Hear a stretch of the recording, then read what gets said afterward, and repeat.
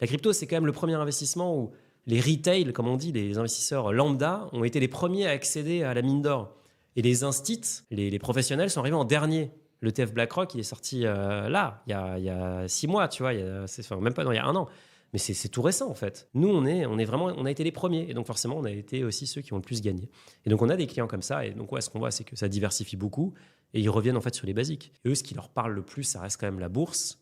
Parce que la réalité, c'est que si tu as 20 millions d'euros de patrimoine, alors je sais que ça n'a pas parlé à grand monde, mais tu as 20 millions d'euros de patrimoine, tu peux peut-être t'acheter une maison, tu peux peut-être t'acheter 2 maisons, mais tu vas pas t'acheter 10 maisons au bout d'un moment.